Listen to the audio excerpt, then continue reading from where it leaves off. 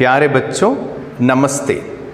आज की हिंदी कक्षा में सबका हार्दिक स्वागत है। ഇന്നത്തെ ഹിന്ദി ക്ലാസ്സിലേക്ക് എല്ലാവർക്കും സ്വാഗതം. ഇന്ന് നമ്മൾ പഠിക്കാൻ പോകുന്നത് നിങ്ങളുടെ പാഠപുസ്തകത്തിലെ രണ്ടാമത്തെ യൂണിറ്റിലെ ആദ്യത്തെ പാഠമായ ജിസ് ഗലി മേ രഹത്താ ഹൂം എന്ന പാഠമാണ്.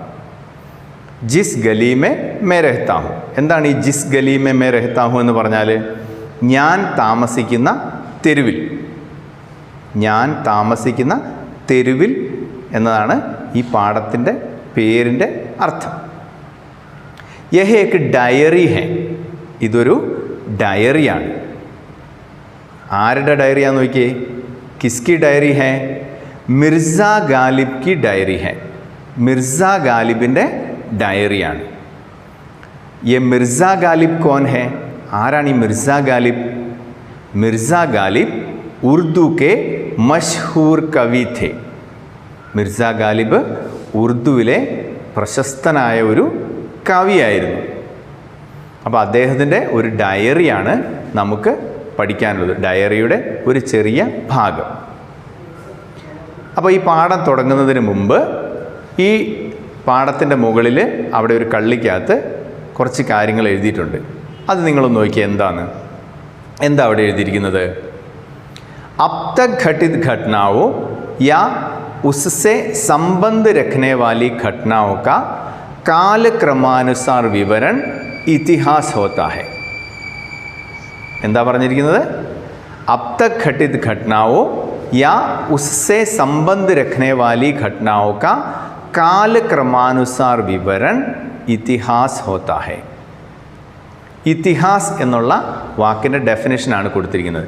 ഇതിഹാസ് എന്ന് പറഞ്ഞാൽ ഹിന്ദിയിൽ അർത്ഥം ചരിത്രം എന്നാണ്. ഇതിഹാസ് എന്ന് പറഞ്ഞാൽ ചരിത്രം. അപ്പോൾ എന്താണ് ചരിത്രത്തിൻ്റെ ഡെഫിനേഷൻ അവിടെ കൊടുത്തിരിക്കുന്നത്? ഇപ്പോൾ വരെ സംഭവിച്ച കാര്യങ്ങളും അല്ലെങ്കിൽ അതുമായി ബന്ധപ്പെട്ട കാര്യങ്ങളുടെയും സമയക്രമത്തിനനുസരിച്ചുള്ള വിവരണത്തെയാണ് നമ്മൾ എന്തു പറയുന്നത്? ചരിത്രം എന്ന് പറയുന്നത്. നിങ്ങൾ സോഷ്യൽ സ്റ്റഡീസിൽ ഹിസ്റ്ററി എന്നൊരു ഭാഗം പഠിക്കുന്നുണ്ട് ഇല്ലേ? ചരിത്രം. അതാണ് ഇവിടെ പറഞ്ഞിരിക്കുന്നത്. ഇന്ന് വരെ സംഭവിച്ച കാര്യങ്ങളൊക്കെ എന്താണ്? ചരിത്രമാണ്. അപ്പോൾ മിർസ ഗാലിബിൻ്റെ ജിസ് ഗലി മേ രഹത്താ ഹൂം എന്ന ഈ ഡയറിയിൽ ചരിത്രത്തിലെ കുറച്ച് കാര്യങ്ങളാണ് എഴുതിയിരിക്കുന്നത്. അതായത് നമ്മുടെ സ്വാതന്ത്ര്യ സമരകാലത്തെ ഡൽഹി നിവാസികൾ നേരിട്ട കുറേ ക്രൂരതകളുടെയും കഷ്ടപ്പാടുകളുടെയും ഒരു വിവരണമാണ് അദ്ദേഹത്തിൻ്റെ ഈ ഡയറിയിൽ കാണാൻ കഴിയുക. നിങ്ങൾക്കറിയാം 1947 ഓഗസ്റ്റ് 15 ഇന്ത്യ സ്വാതന്ത്ര്യം നേടിയത് അല്ലേ? 1947 अगस्त 15 को भारत को आज़ादी मिली. ഈ സ്വാതന്ത്ര്യ സമരത്തിൻ്റെ കാലത്ത് ഒത്തിരി സമരമുറകൾ അരങ്ങേറിയിട്ടുണ്ട് ഇന്ത്യയിൽ.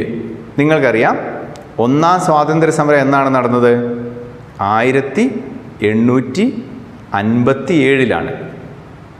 സ്വാതന്ത്ര്യം കിട്ടിയതോ 1947.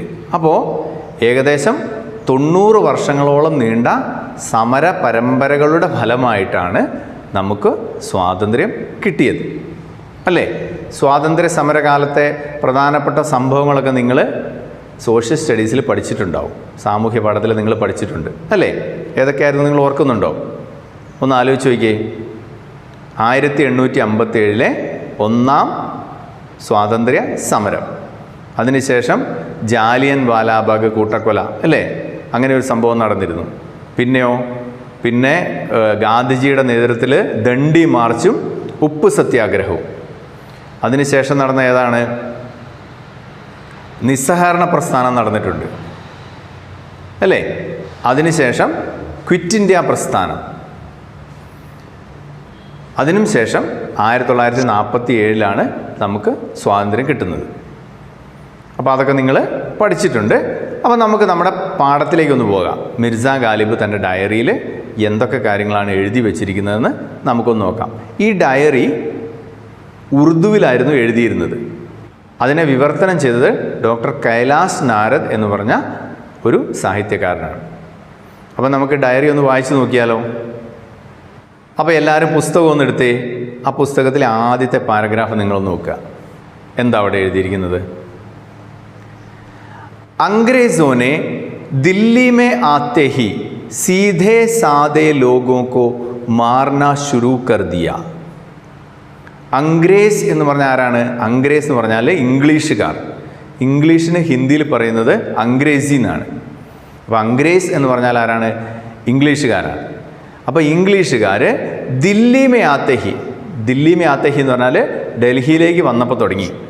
സീധേ സാദേ ലോഗോ കോ മാർന ശുരൂ കർ ദിയ. സീധേ സാദേ ലോഗോ കോ മാർന ശുരൂ കർ ദിയ എന്ന് പറഞ്ഞാൽ സാധാരണക്കാരായ ആളുകളെയൊക്കെ കൊല്ലാൻ തുടങ്ങി. ചുമ്മാ കൊല്ലുവാണ്. അവരൊരു കുറ്റവും ചെയ്തിട്ടല്ല, വെറുതെ ജനങ്ങളുടെ മേൽ അക്രമം നടത്തുക. ഉനോനെ ഗരീബൊക്കെ ഘർ ബി ജലാ ദിയെ. അവർ പാവപ്പെട്ടവരുടെ വീടൊക്കെ കത്തിച്ച് കളഞ്ഞു. ഗരീബ് എന്ന് പറഞ്ഞാൽ നിങ്ങൾക്കറിയാം പാവപ്പെട്ടവരെന്നാണ്.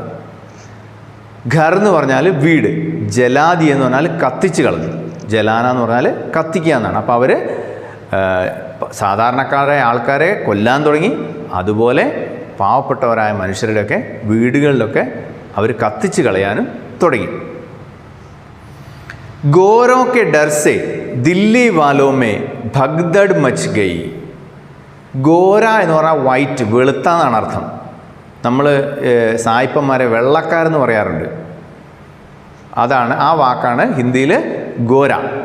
അപ്പോൾ ഗോരോ കെ ഡർസെ, ഈ വെള്ളക്കാരെ ഭയന്നിട്ട് ദില്ലി വാലോമേ ഭഗ്ദഡ് മച്ച് ഗയി.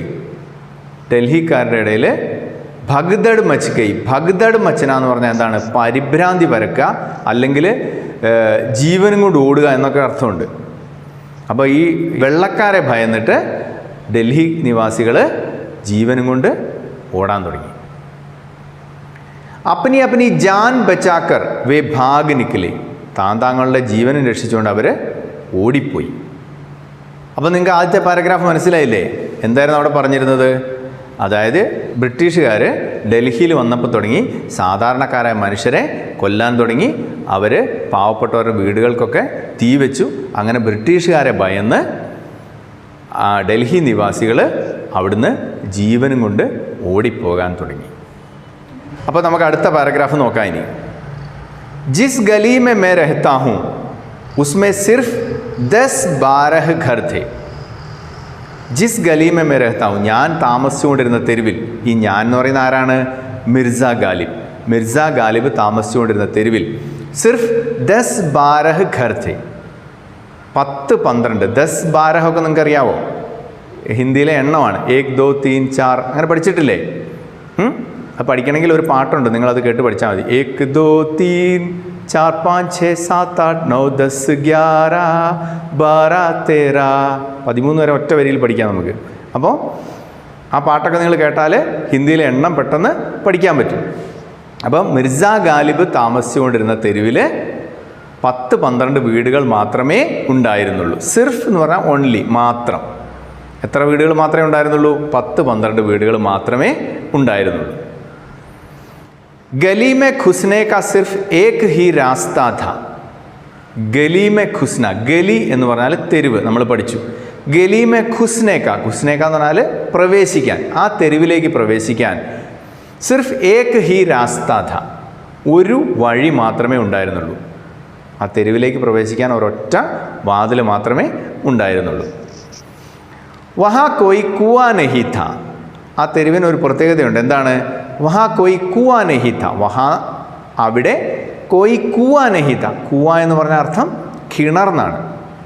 ആ തെരുവിൽ ഒരു കിണർ പോലും ഇല്ലായിരുന്നു. അതാണ് അവിടുത്തെ ആ തെരുവിൻ്റെ ഒരു പ്രത്യേകത. നമുക്കറിയാം, കിണറില്ലെങ്കിൽ വെള്ളത്തിനൊക്കെ വലിയ ബുദ്ധിമുട്ടായിരിക്കും. അപ്പോൾ ആ തെരുവിൽ കിണറില്ലായിരുന്നു. जो लोग भाग नहीं पाए उन सब ने मिलकर गली का दरवाज़ा भीतर से बंद कर दिया और वहाँ पत्थर रख दिए. जो लोग भाग नहीं पाए എന്ന് പറഞ്ഞാൽ ഓടിപ്പോകാൻ കഴിയാത്ത ആളുകൾ. നമ്മൾ നേരത്തെ പറഞ്ഞു, ബ്രിട്ടീഷുകാരെ ഭയന്നിട്ട് കുറേ ആൾക്കാർ ഡൽഹിയിൽ നിന്ന് ഓടിപ്പോയി. അങ്ങനെ ഓടിപ്പോകാൻ കഴിയാത്ത ആളുകൾ എന്ത് ചെയ്തു? അവരെല്ലാവരും കൂടി ഉൻ സബ്നെ മിൽക്കർ, അവരെല്ലാവരും കൂടെ കൂടി ഗലി കാ ദർവാസ, ദർവാസ എന്ന് പറഞ്ഞാൽ വാതിൽ എന്നാണ്. അപ്പോൾ ഗലീക ദർവാസ എന്ന് പറഞ്ഞാൽ എന്താണ് അർത്ഥം? ആ തെരുവിൻ്റെ വാതിൽ ഭീത്തർ സെ ബന്ദ് കർ ദിയ. ഭീത്തർ സെ ബന്ദ് കർണ എന്ന് പറഞ്ഞാൽ ഉള്ളിൽ നിന്ന് അടയ്ക്കുക എന്നാണ്. അപ്പോൾ ആ തെരുവിലുണ്ടായിരുന്ന ആൾക്കാരെല്ലാം കൂടി ആ തെരുവിൻ്റെ വാതിൽ ഉള്ളിൽ നിന്ന് അടച്ച് അതിൻ്റെ പിന്നിൽ ഒരു വലിയ പാറക്കല്ലെടുത്ത് വെച്ചു. എന്തിനാ പാറക്കല്ലെടുത്ത് വെക്കുന്നത്? ആരും പെട്ടെന്ന് തള്ളി തുറന്ന് അകത്തേക്ക് കയറി വരാതെ ഇരിക്കാൻ വേണ്ടി. അപ്പോൾ നിങ്ങൾക്ക് ഈ പാരഗ്രാഫ് മനസ്സിലായോ? അതിനകത്ത് എന്താ പറയുന്നത്? മിർസ ഗാലിബ് താമസിച്ചിരുന്ന തെരുവിൽ വെറും 10-12 വീടുകൾ മാത്രമേ ഉണ്ടായിരുന്നുള്ളൂ അല്ലേ? ആ തെരുവിൽ കിണറൊന്നും ഇല്ലായിരുന്നു. അപ്പം ഡൽഹിയിൽ നിന്നും ഓടിപ്പോകാൻ കഴിയാതെ ഇരുന്ന ആൾക്കാരെല്ലാവരും കൂടി എന്ത് ചെയ്തു? അവർ ഈ തെരുവിൻ്റെ വാതിൽ ഉള്ളിൽ നിന്ന് അടച്ചിട്ട് അതിൻ്റെ പിറകിൽ ഒരു കല്ലെടുത്ത് വെച്ചു. അപ്പം അത്രയാണ് നമ്മുടെ രണ്ടാമത്തെ പാരഗ്രാഫിൽ പറയുന്നത്. ഇനി നമുക്ക് ബാക്കി നോക്കാം. घरों में खाने पीने का जितना सामान था धीरे धीरे ख़त्म होने लगा. വീട്ടിൽ ഘർ എന്ന് പറഞ്ഞാൽ എന്താണ്? വീട്. ഘരോമേ വീടുകളിൽ ഖാനെ പീനേക്ക സാമാൻ. ഖാനെ പീനേക്ക സാമാൻ എന്ന് പറഞ്ഞാൽ തിന്നാനും കുടിക്കാനുള്ള സാധനങ്ങൾ. ഖാനെ പീനേക്ക സാമാൻ എന്ന് പറഞ്ഞാൽ ഖാന എന്ന് പറഞ്ഞാൽ തിന്നുക, പീന എന്ന് പറഞ്ഞാൽ കുടിക്കുക. അപ്പോൾ ഖാനെ പീനേക്ക സാമാൻ എന്ന് പറഞ്ഞാൽ തിന്നുവാനും കുടിക്കാനുമുള്ള വസ്തുക്കൾ. അതൊക്കെ എന്തു പറ്റി? ധീരെ ധീരെ ഖത്തം ഹോനെ ലഗ. ധീരെ ധീരെ ഖത്തം ഹോന എന്ന് പറഞ്ഞാൽ പതുക്കെ പതുക്കെ. ധീരെ ധീരെ എന്ന് പറഞ്ഞാൽ പതുക്കെ പതുക്കെ എന്നാണ്. ഖത്തം ഹോന എന്ന് പറഞ്ഞാൽ അവസാനിക്കുക എന്നുണ്ട്, തീരുക എന്നുണ്ട്. ഇപ്പോൾ ഇവിടെ എന്താണ് അർത്ഥം? തീരുക. അപ്പോൾ തിന്നാനും കുടിക്കാനും ഉണ്ടായിരുന്ന സാധനങ്ങളൊക്കെ പതിയെ പതിയെ തീരാൻ തുടങ്ങി. കാരണം ഇവർ ഉള്ളിൽ നിന്ന് വാതിൽ അടച്ചിട്ടിരിക്കുകയാണ്, പുറത്തേക്ക് ഇറങ്ങുന്നില്ല. നമുക്ക് തിന്നാനും കുടിക്കാനുള്ള സാധനങ്ങളൊക്കെ വേണേൽ പുറത്ത് പോയി വാങ്ങിച്ച് വരണ്ടേ? അപ്പോൾ ഇംഗ്ലീഷുകാരെ പേടിച്ച് ഇവർ പുറത്തിറങ്ങാതെ ആ തെരുവിൽ വാതിൽ അടച്ചിരിക്കുകയാണ്. അപ്പോൾ അതുകൊണ്ട് തിന്നാനും കുടിക്കാനുള്ള സാധനങ്ങളൊക്കെ പതിയെ പതിയെ തീരാൻ തുടങ്ങി. പാനിക്ക് ബഡി ദിക്കത്ത് ഥി. പാനി നിങ്ങൾക്കറിയാലോ എന്താ അർത്ഥം? വെള്ളം. പാനിക്ക് ബഡി ദിക്കത്ത് ഥി. ദിക്കത്ത് എന്ന് പറഞ്ഞാൽ ബുദ്ധിമുട്ട്. ബഡി എന്ന് പറഞ്ഞാൽ വലുത്. ബഡ എന്നുള്ള വാക്ക് കേട്ടിട്ടുണ്ടാവും അല്ലേ? അപ്പോൾ ബഡി ദിക്കത്ത് എന്ന് പറഞ്ഞാൽ ഭയങ്കര ബുദ്ധിമുട്ടായിരുന്നു. വെള്ളത്തിനായിരുന്നു ഏറ്റവും അധികം ബുദ്ധിമുട്ട്. ലോഗ് ബഡി സാവധാനി സെ ആഹിസ്ത ആഹിസ്ത ഉസ് പാനി കോ പീ രഹേ ഥേ. ലോഗ്, ലോഗ് എന്ന് പറഞ്ഞാൽ ആളുകൾ. ബഡി സാവധാനി സെ വളരെ ശ്രദ്ധിച്ച്. സാവധാനി എന്ന് പറഞ്ഞാൽ ശ്രദ്ധ എന്നാണ്. അപ്പം ബഡി സാവധാനി സെ എന്ന് പറഞ്ഞാൽ വളരെ ശ്രദ്ധിച്ച്. ആഹിസ്ത ആഹിസ്ത. ആഹിസ്ത ആഹിസ്ത എന്ന് പറഞ്ഞാലും ധീരെ ധീരെ എന്ന് പറഞ്ഞാൽ ഒരേ അർത്ഥമാണ്, പതുക്കെ പതുക്കെ എന്നാണ്. സാവധാനം. ഉസ് പാനി കോ പീ രഹേ ഥേ. ആ വെള്ളം കുടിക്കുകയായിരുന്നു. ഏത്? തെരുവിൻ്റെ ഉള്ളിൽ കുറച്ച് വെള്ളമേ ബാക്കിയുള്ളൂ, കുറച്ചേ ഉള്ളൂ വെള്ളം സ്റ്റോക്ക്. അപ്പോൾ ആ വെള്ളം ഇവർ വളരെ ശ്രദ്ധിച്ച് പതുക്കെ പതുക്കെയാണ് ഉപയോഗിച്ചുകൊണ്ടിരുന്നത്. കുടിച്ചുകൊണ്ടിരുന്നതെന്ന് പറഞ്ഞാൽ ഉപയോഗിച്ചുകൊണ്ടിരുന്നത്. ലേക്കിൻ, ലേക്കിൻ എന്ന് പറഞ്ഞാൽ എന്നാൽ. ആഖിർക്കാർ, ആഖിർക്കാർ എന്ന് പറഞ്ഞാൽ അവസാനം. എത്ര ശ്രദ്ധിച്ച് നമ്മൾ ഉപയോഗിച്ചാലും വെള്ളം തീർന്നു പോകില്ല കുറച്ച് കഴിയുമ്പോൾ. അപ്പോൾ അവസാനം വേ ഖടേ ഭി ഖാലി ഹോഗേ. ആ കലവും കാലിയായി. അപ്പോൾ വെള്ളം നിറച്ച് വെച്ചിരിക്കുന്ന ആ പാത്രമൊക്കെ അവസാനം കാലിയായി. ഖട എന്ന് പറഞ്ഞാൽ മൺകുടമാണ്. അതും എന്തായി? ഖാലി ഹോഗേ. ഖാലി ഹോഗേ എന്ന് പറഞ്ഞാൽ കാലിയായി. അപ്പോൾ വെള്ളം ശേഖരിച്ച് വെച്ചിരിക്കുന്ന പാത്രം കാലിയായി. ऐसे में गली में रहने वाले 2 दिन और 2 रात तक भूखे प्यासे समय काटते रहे. അപ്പോൾ ഇങ്ങനെ ആ തെരുവിൽ താമസിക്കുന്നവർ, ഗലീമെ രഹനെ വാലെ, ആ തെരുവിൽ താമസിക്കുന്നവർ 2 दिन और 2 रात तक. ഈ ദിൻ എന്ന് പറഞ്ഞാൽ ദിവസം എന്ന അർത്ഥമുണ്ട്, പകൽ എന്നും അർത്ഥമുണ്ട്. ദിൻ എന്ന് പറഞ്ഞാൽ ദിവസം എന്നും അർത്ഥമുണ്ട്, പകൽ എന്നും അർത്ഥമുണ്ട്. അപ്പോൾ 2 दिन और 2 रात तक, 2 പകലും 2 രാത്രി വരെയും എന്ത് ചെയ്തു? ഭൂക്കെ പ്യാസെ സമയ കാട്ടത്തെ രഹേ. വിശന്ന് ദാഹിച്ച് സമയം ചെലവഴിച്ചു. സമയക്കാട്ടാന്ന് പറഞ്ഞാൽ സമയം തള്ളി നീക്കുക, സമയം ചെലവഴിക്കുക എന്നൊക്കെ അർത്ഥമുണ്ട്. എന്ന് പറഞ്ഞ അർത്ഥം എന്താണ്? ഈ വെള്ളം തീർന്നു കഴിഞ്ഞപ്പം ആ തെരുവിലുള്ളവർ 2 പകലും 2 രാത്രിയും വരെ വിശപ്പും ദാഹവും സഹിച്ച് കഴിയേണ്ടി വന്നു. അപ്പോൾ നിങ്ങൾ ചോദിക്കും, വെള്ളം ഇല്ലെങ്കിൽ ദാഹമല്ലേ വരുള്ളൂ, വിശപ്പ് എങ്ങനെയാണ് വരിക എന്ന് ചോദിച്ചു അല്ലേ? നിങ്ങളൊന്ന് ആലോചിച്ച് നോക്കിയേ. ഭക്ഷണം പാചകം ചെയ്യണമെങ്കിൽ എന്ത് വേണം? വെള്ളം വേണം. കുടിക്കാൻ മാത്രം മതിയോ വെള്ളം? പോരാ. നമ്മൾ കഞ്ഞി വെക്കണമെങ്കിൽ വെള്ളം വേണ്ടേ? കറി വെക്കണേ വെള്ളം വേണ്ടേ? എന്ത് സാധനം പാചകം ചെയ്യണമെങ്കിൽ നമുക്ക് എന്ത് വേണം? വെള്ളം വേണം. അപ്പോൾ വെള്ളമില്ലാതായതോടെ അവർക്ക് കുടിക്കാനും തിന്നാനും ഒന്നുമില്ലാതെ അവരെ വിശന്ന് വലഞ്ഞ് ഇരിക്കേണ്ടി വന്നു. ലേക്കിൻ എന്നാൽ ജബ് പ്യാസ് ബർദാസ്ത് നഹി ഹുയി, ദാഹം സഹിക്കാൻ പറ്റാതെ വന്നപ്പോൾ, പ്യാസ് എന്ന് പറഞ്ഞാൽ ദാഹം, ഭൂക്ക് എന്ന് പറഞ്ഞാൽ വിശപ്പ്, പ്യാസ് ബർദാസ്ത് നഹി ഹുയി, ദാഹം സഹിക്കാൻ പറ്റാതെ വന്നപ്പം എന്താ സംഭവിച്ചതെന്ന് നോക്കിയേ.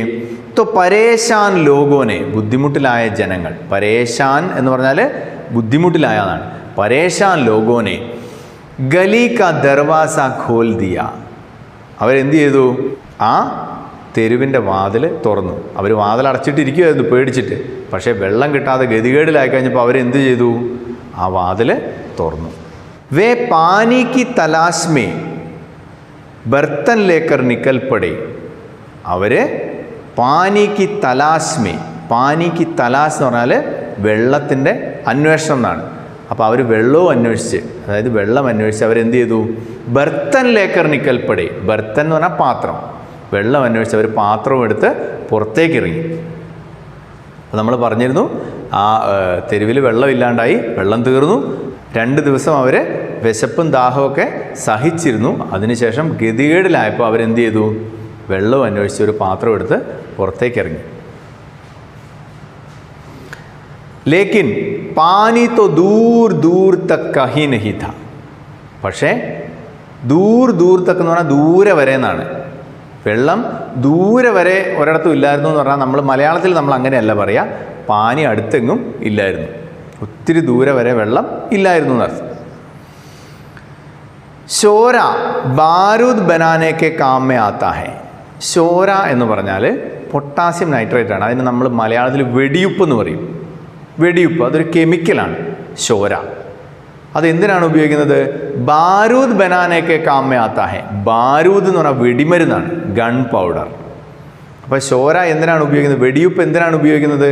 വെടിമരുന്ന് ഉണ്ടാക്കാനാണ്. ബനാന എന്ന് പറഞ്ഞാൽ ഉണ്ടാക്കുക. അപ്പം ശോര ബാരൂദ് ബനാനേക്കെ കാമേ ആത്താ ഹെ, അപ്പോൾ വെടിയുപ്പ് എന്ന് പറയുന്നത് വെടിമരുന്ന് ഉണ്ടാക്കാൻ വേണ്ടിയിട്ടാണ് ഉപയോഗിക്കുന്നത്. ഉസി ശോരേ കാ പാനി ജബ് ആസ്പാസ് മിലാ തോ ഗലി വാലെ ഉസ് പാനി കോ ഘരോ മേ ലേ ആയേ, അപ്പോൾ ഈ വെടിയുപ്പ് കലർന്ന വെള്ളം അടുത്ത് കിട്ടാൻ തുടങ്ങിയപ്പോൾ അവരെന്ത് ചെയ്തു? ആ തെരുവിലുള്ളവർ ആ വെള്ളം എടുത്തുകൊണ്ട് വരാൻ തുടങ്ങി. ശോരേക്ക പാനി ജബ് ആസ്പാസ്, ആസ്പാസ് എന്ന് പറഞ്ഞാൽ പരിസരങ്ങളിൽ കിട്ടാൻ തുടങ്ങിയപ്പം ഗലീവാലെ, ഗലീവാലെ എന്ന് പറഞ്ഞാൽ ആ തെരുവ് നിവാസികൾ ഉസ് പാനി കോ ഘരോ മേ ലേ ആയേ, ആ വെള്ളം വീട്ടിൽ കൊണ്ടുവന്നു. വൈസെ ജഹരീലെ പാനി കോ പീക്കർ ഹി ഉനോനെ പ്യാസ് ബുझായി, അങ്ങനെ ജഹരീല പാനി, ജഹർ എന്ന് പറഞ്ഞാൽ വിഷം എന്നാണ് അർത്ഥം, പോയിസൺ. ജഹരീല പാനി എന്ന് പറഞ്ഞാൽ വിഷമയമായ വെള്ളം എന്ന് പറഞ്ഞാൽ വിഷാംശമുള്ള വെള്ളം. ജഹരീലെ പാനി കോ പീക്കർ, ആ വിഷം കലർന്ന വെള്ളം കഴിച്ചിട്ടാണ് അവരെന്ത് ചെയ്തത്? പ്യാസ് ബുझായി, ദാഹം ശമിപ്പിച്ചത്. അപ്പം നല്ല വെള്ളം കിട്ടാതെ ആയപ്പം ഈ വെടിയുപ്പ് കലർന്ന വെള്ളം അവർ തെരുവിൽ കൊണ്ടുവന്നു. അങ്ങനെ അത് കുടിക്കാൻ തുടങ്ങി.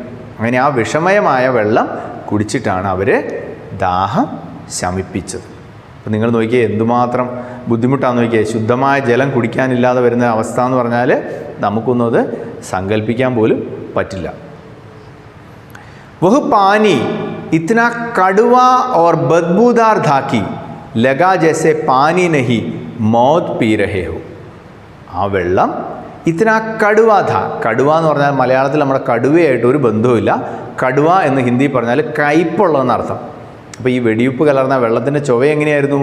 അതിൻ്റെ രുചി കയ്പായിരുന്നു, കയ്പുള്ള വെള്ളമായിരുന്നു. അതുപോലെ ബദ്ബൂദാർ, ബദ്ബൂ എന്ന് പറഞ്ഞാൽ ദുർഗന്ധം എന്നാണ്. ബദ്ബൂദാർ എന്ന് പറഞ്ഞാൽ ദുർഗന്ധമുള്ള. അപ്പോൾ ആ വെള്ളത്തിൻ്റെ പ്രത്യേകത എന്തായിരുന്നു?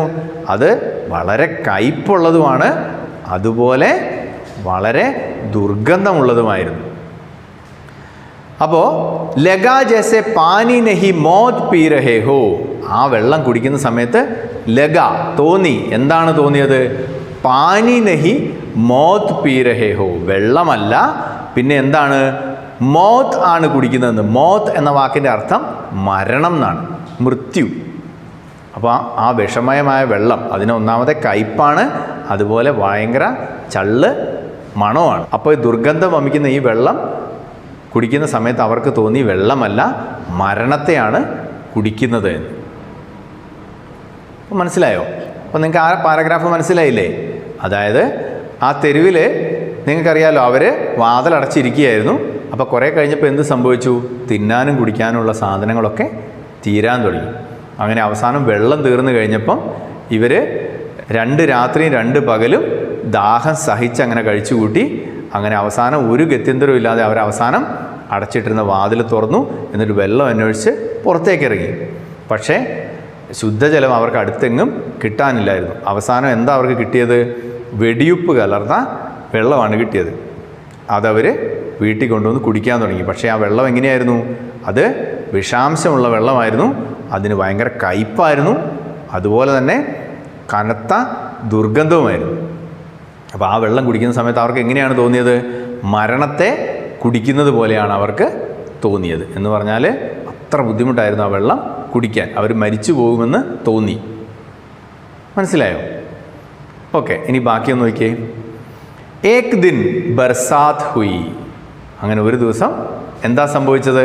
ഏക് ദിൻ, ഒരു ദിവസം ബർസാത്ത് ഹുയി. ബർസാത്ത് എന്ന് പറഞ്ഞാൽ മഴ. അപ്പോൾ ഒരു ദിവസം മഴ പെയ്തു. മഴ പെയ്യുമ്പോൾ നിങ്ങൾക്കറിയാം എന്താണ്? ശുദ്ധജലമാണ് വീഴുന്നത്, അല്ലേ? हमने एक चादर बांध ली और एक मटका उसके नीचे रख दिया. ഞങ്ങൾ ഒരു ഷീറ്റ് വലിച്ചു കെട്ടി. ചാദർ എന്ന് പറഞ്ഞാൽ വിരിപ്പ്, ഷീറ്റ് എന്നൊക്കെയാണ് അർത്ഥം.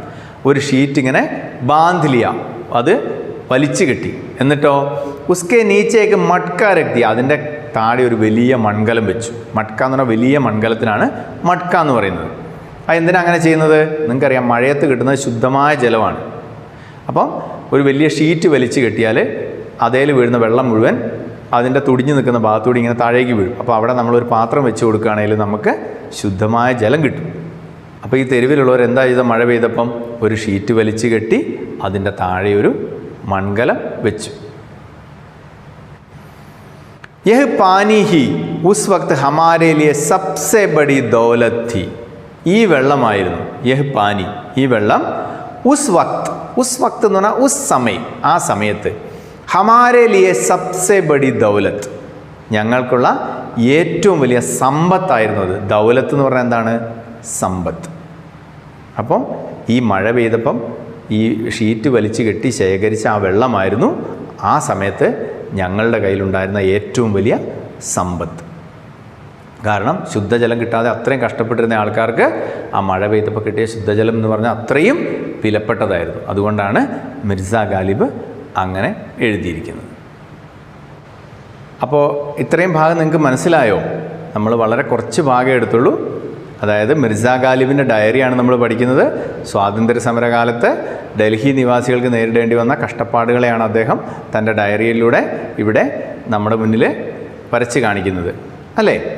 അപ്പോൾ നിങ്ങൾ ഇത്രയും ഭാഗം നന്നായി മനസ്സിലാക്കി വയ്ക്കുക.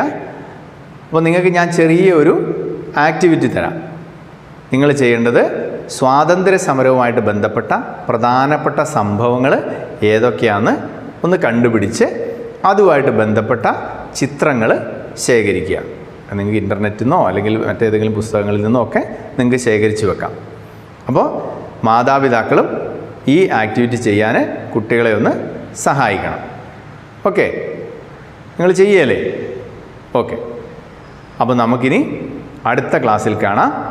എല്ലാവർക്കും നന്ദി. അൽവിദ.